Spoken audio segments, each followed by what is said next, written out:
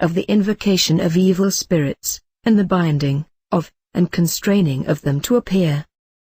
Now, if thou art desirous of binding any spirit to a ready obedience to thee, we will show you how a certain book may be made by which they may be invoked, and this book is to be consecrated a book of evil spirits, ceremoniously to be composed in their name and order, whereunto they bind, with a certain holy oath, the ready and present obedience of the spirit. This book is therefore to be made of the most pure and clean paper, which is generally called virgin paper, and this book must be inscribed after this manner, viz. Let there be drawn on the left side of the book the image of the spirit, and on the right side thereof his character, with the oath above it, containing the name of the spirit, his dignity and place, with his office and power. Yet many magicians do compose this book otherwise, omitting the characters and images, but I think that it is much more efficacious not to neglect anything above mentioned in the forms. There is likewise to be observed the circumstances of places, times, hours, according to the stars which these spirits are under, and are seen to agree to, with their sight, right, and order, being applied. Which book being so written, is to be well bound, adorned, garnished, embellished and kept secure, with registers and seals, lest it should happen after the consecration to open in some part not designed, and endanger the operator. And, above all, let this book be kept as pure and reverent as possible, for irreverence of mind causes it to lose its virtue by pollution and profanation. Now this sacred book being thus composed according to the form and manner we have delivered, we are to consecrate it after a twofold way. The first is, that all and singularly each of the spirits who are written in the book be called to the circle, according to the rites magical, which we have before taught, and place the book which is to be consecrated in a triangle on the outside of the circle, then read, in the presence of the spirits, all the oaths which are contained and written in that book. Then the book to be consecrated being already placed without the circle in a triangle the drawn, compel all the spirits to impose their hands where their images and characters are drawn, and to confirm and consecrate the same with a special and common oath. This being done, let the book be shut and preserved as we have spoken before, then license the spirits to depart according to due right and magical order. There is another method extant among us of consecrating a general book of spirits which is more easy, and of as much efficacy to produce every effect, except that in opening this book, the spirits do not always appear visible. And this way is thus: let be made a book of spirits, as we have before shown, but in the end thereof write invocations, bonds, and strong conjurations, wherewith every spirit may be bound. Then bind this book between two lamens or tables, and on the inside thereof draw or let be drawn 2 holy pentacles of the divine majesty, which we have before set forth, out of the Apocalypse. Then let the first of them be placed in the beginning of the book, and the second at the end of the same. This book being thus perfected, let it be brought, in a clear and fair night, to a circle prepared in a cross way, according to the art which we have before delivered, and there, in the first place, the book is to be opened, and to be consecrated according to the rites and ways which we have before delivered concerning consecration,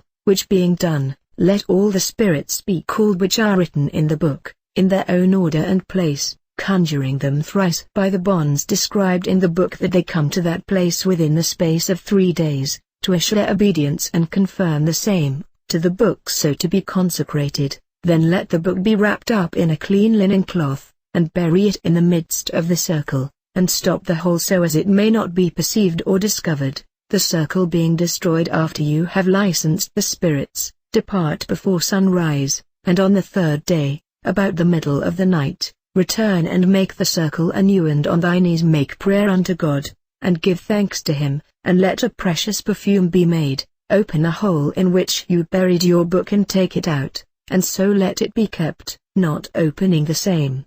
Then after licensing the spirits in their order and destroying the circle, depart before sunrise. And this is the last rite and manner of consecrating, profitable to whatever writings, experiments, and see that direct the spirits, placing the same between 2 holy lamens or pentacles, as is before mentioned.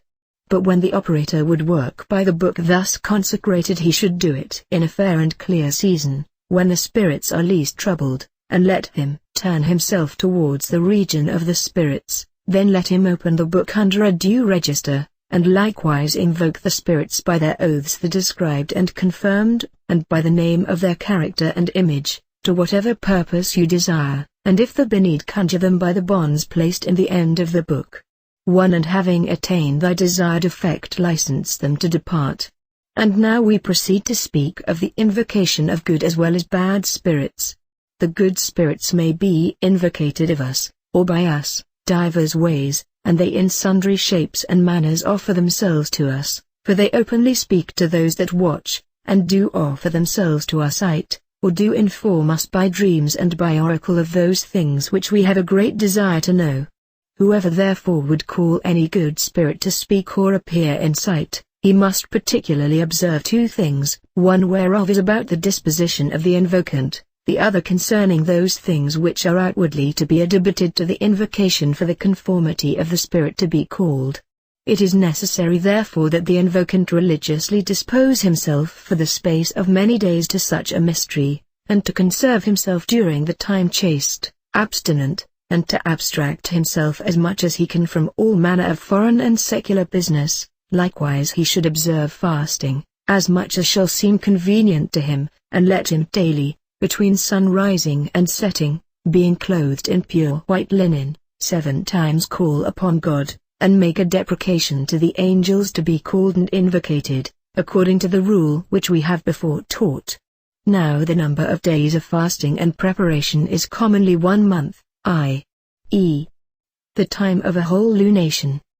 Now, in the Kabbalah, we generally prepare ourselves 40 days before. Now concerning the place, it must be chosen clean, pure, close, quiet, free from all manner of noise, and not subject to any stranger's sight. This place must first of all be exorcised and consecrated, and let there be a table or altar placed therein, covered with a clean white linen cloth, and set towards the east, and on each side thereof place 2 consecrated wax lights burning, there, flame thereof ought not to go out all these days. In the middle of the altar let there be placed lemons, or the holy paper we have before described, covered with fine linen, which is not to be opened until the end of the days of consecration. You shall also have in readiness a precious perfume and a pure anointing oil. And let item both be kept consecrated.